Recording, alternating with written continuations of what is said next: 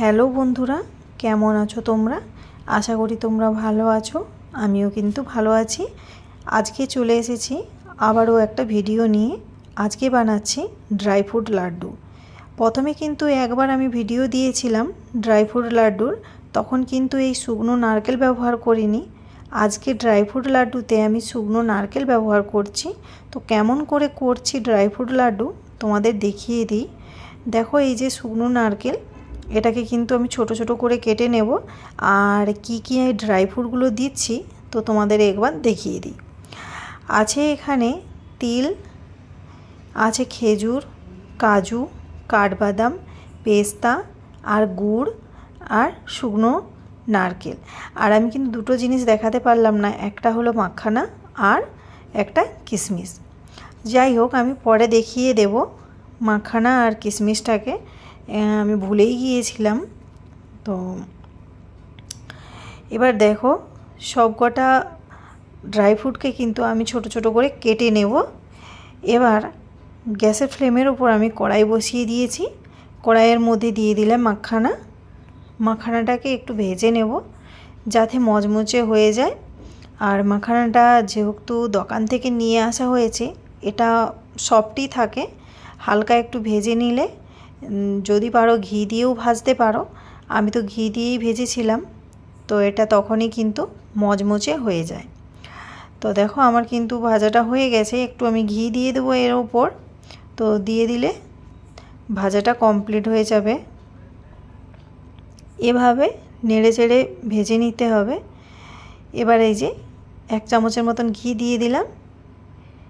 ঘি দিয়ে একটু নেড়ে এবার আমি তুলে নিচ্ছি। আর এই মাখানাটাকে তুলে ঠান্ডা করে তারপরে কিন্তু মিক্সি জারে এটা দরদরা মতন পিষে নিতে হবে। এবার শুকনো নারকেলটাকে এভাবে আমি ছোট ছোট করে কেটে নিয়েছি। একটু ঘি দিয়ে ভেজে নিচ্ছিলাম। ভেজে আবার এটাকেও মিক্সির জারে করে একটু পেস্ট বানিয়ে নেব।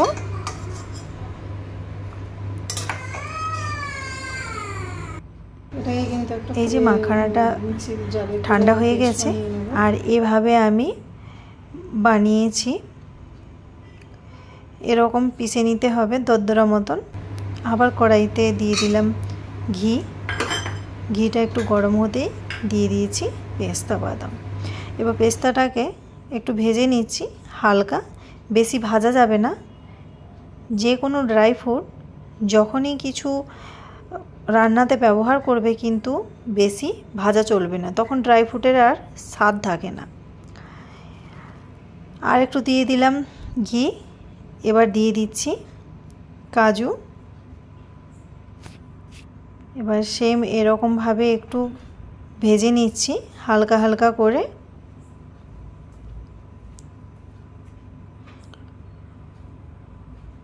কাজুটাও কিন্তু আমার ভাজা হয়ে আসছে, আর বেশি ভাজবো না। তো প্রথমেই বলেছিলাম ড্রাই ফ্রুটকে আমি বেশি ভাজবো না, তো এটাকে সেম একইভাবে ভেজে তুলে নেব।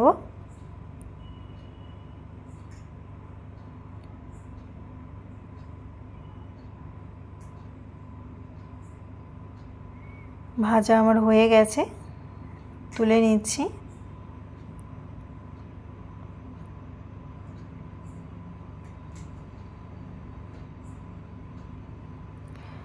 আবার কড়াইয়ের মধ্যে একটু ঘি দিয়ে দিলাম। দিয়ে দিচ্ছি কিশমিশটাকে হালকা একটু নেড়ে নেব।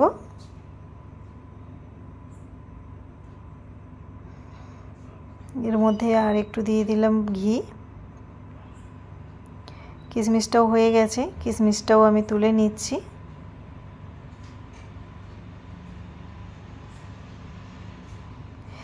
এর ড্রাই ফ্রুট লাড্ডুতে আরও ড্রাই ফ্রুট তোমরা দিয়ে ব্যবহার করতে পারো। আবারও দিয়ে দিলাম 1 চামচের মতন ঘি। আবার আমি কাঠবাদামটাকে একটু ভেজে নিচ্ছি হালকা। তারই মধ্যে দিয়ে দিলাম খেজুরটাকে সেম একইভাবে এরই উপরে দিয়ে দিয়েছি। দিয়ে হালকা হালকা একটু ভেজে নিচ্ছি। তো এর মধ্যে আবার দিয়ে দেব তিল। তিলটাকেও কিন্তু একই সাথে এর মধ্যে ভেজে নিচ্ছি।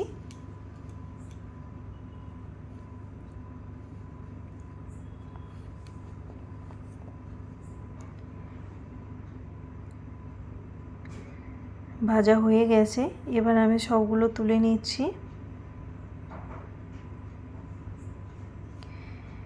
সব কিছু তুলে নিয়ে এবার কড়াইয়ের মধ্যে দিয়ে দিলাম গুড়। 5 মতন আমি গুড় দিয়েছি। আর গুড়টাতে কিন্তু এক ফোঁটাও জল দেওয়া চলবে না, তো হালকা আঁচে এটা আস্তে আস্তে করে নাড়াতে থাকতে হবে।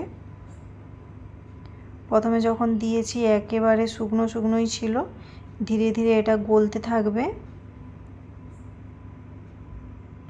এই যে দেখো ধীরে ধীরে এরকমভাবে হয়েই যাবে।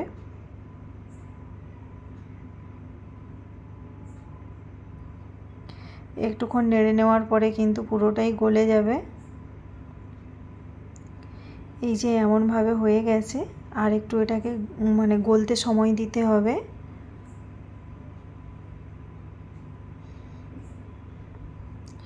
এবার কিন্তু গুড়টা আমার পুরোপুরি গলে গিয়েছে।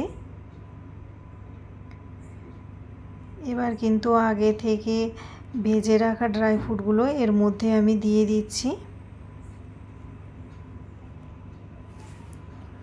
সবগুলো একসাথেই দিয়ে ভালো করে মিশিয়ে নিতে হবে। যদি তোমরা পারো চিনি দিয়েও বানাতে পারো। আর এখন যেহেতু ঠান্ডার সিজন চলে আসছে, তো গুড় দিয়ে বানালে খুব ভালোই হয়। ঠান্ডার দিনে গুড় খেলে ঠান্ডা সেরকম লাগে না। আর সবথেকে তো ভালো বাচ্চাদের এরকমভাবে যদি ড্রাই ফ্রুট লাড্ডু বানিয়ে দেওয়া যায় এই ঠান্ডার সময়, সহজেই কিন্তু ঠান্ডা লাগবে না, আর সর্দি কাশিও আর হবে না সেরকম। এই যে আমার সব কিছু কিন্তু মিশানো হয়ে গেছে। এবার আমি সবগুলো একটা থালার মধ্যে নিয়ে নেব।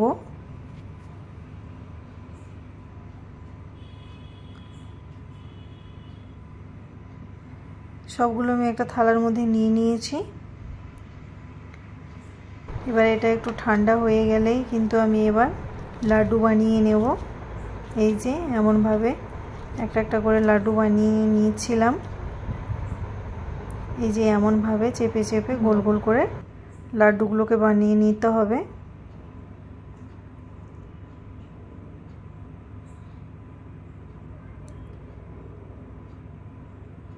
আর খুব গরমই ছিল, তো তাড়াতাড়ি এজন্য বানাতে পারছিলাম না। চলো আমার কিন্তু লাড্ডু বানানো পুরো কমপ্লিট হয়ে গেছে। সবকটা লাড্ডু এরকমভাবে বানিয়ে নিয়েছি। ভিডিওটা যদি ভালো লেগে থাকে প্লিজ সবাইকে বলবো লাইক শেয়ার কমেন্ট করে দিও। আবার দেখা হচ্ছে নেক্সট ভিডিওতে। আর যারা আমার চ্যানেলে নতুন তাদেরকে বলবো আমার চ্যানেলটিকে সাবস্ক্রাইব করো আর পাশে থাকা বেল আইকন দাবিয়ে দিও। চলো বাই বাই, সবাই ভালো থেকো, সুস্থ থেকো।